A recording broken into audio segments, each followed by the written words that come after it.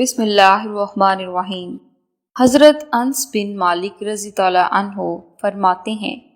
کہ ایک مرتبہ ہم نبی کریم صلی اللہ علیہ وآلہ وسلم کی خدمت میں بیٹھے تھے۔ آپ صلی اللہ علیہ وآلہ وسلم نے فرمایا، لوگو، ابھی تمہارے پاس ایک جنتی شخص نمودار ہوگا۔ چنانچہ ایک انصاری صحابی اس حالت میں تشریف لاتے ہیں کہ وضو کا پانی ان کی داڑھی سے ٹپک رہا تھا اور انہوں نے اپنے جوتے بائیں ہاتھ میں اٹھا رکھے تھے۔ دوسرے دن بھی آپ صلی اللہ علیہ وآلہ وسلم نے یہی بات کی اور پھر وہی صحابی نمودار ہوئے اور آج بھی پہلے کی طرح جوتے ان کے ہاتھ میں تھے۔ تیسرے دن بھی آپ صلی اللہ علیہ وآلہ وسلم نے وہی بات دہرائی اور اس دن وہی صحابی اسی حالت میں نمودار ہوئے جن کی داڑھی سے وضو کا پانی ٹپک رہا تھا اور انہوں نے جوتے بائیں ہاتھ میں اٹھا رکھے تھے۔ جب نبی کریم صلی اللہ علیہ وآلہ وسلم اٹھ کر چل دیے تو عبداللہ بن عمرو رضی اللہ عنہ ان انصاری صحابی کے پیچھے لگ گئے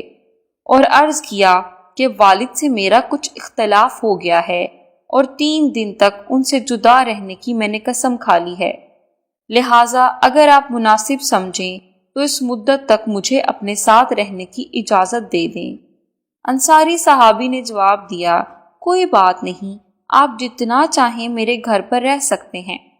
عبداللہ بن عمرو رضی اللہ عنہ کا بیان ہے کہ میں نے 3 راتیں ان کے ہاں گزاری، لیکن دیکھا وہ رات میں کوئی عبادت نہیں کرتے، کوئی تہجد نہیں پڑھتے، البتہ رات میں جب بھی ان کی نیند ٹوٹتی یا کروٹ بدلتے تو اللہ کا ذکر کرتے اور ان کی بڑائی بیان کرتے۔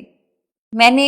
ایک بات یہ بھی دیکھی کہ وہ زبان سے ہمیشہ اچھا ہی بولتے۔ جب 3 دن مکمل ہو گئے اور میرے دل میں کوئی بھی عمل بڑا معلوم نہ ہوا تو میں نے کہا، اے اللہ کے بندے، میرے اور میرے والد کے درمیان کوئی جھگڑا اور ناراضگی نہیں،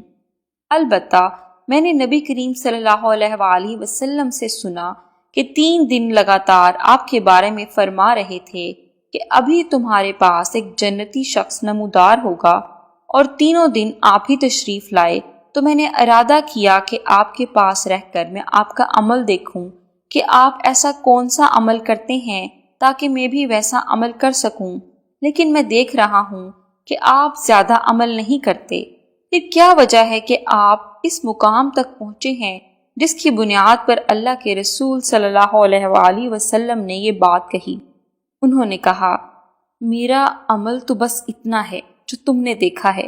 جب میں وہاں سے واپسی کے لیے مڑا تو انہوں نے پیچھے سے آواز دے کر بلایا اور فرمایا، عمل تو وہی ہے جو تم نے دیکھ لیا،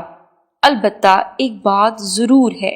کہ میرے دل میں نہ تو کسی مسلمان کے لیے دھوکے کا جذبہ ہے اور نہ ہی اللہ تعالیٰ کی دی ہوئی بلائی اور نعمت پر ان سے حسد کرتا ہوں، یعنی نہ میں کسی کو دھوکہ دیتا ہوں اور نہ ہی کسی سے حسد کرتا ہوں۔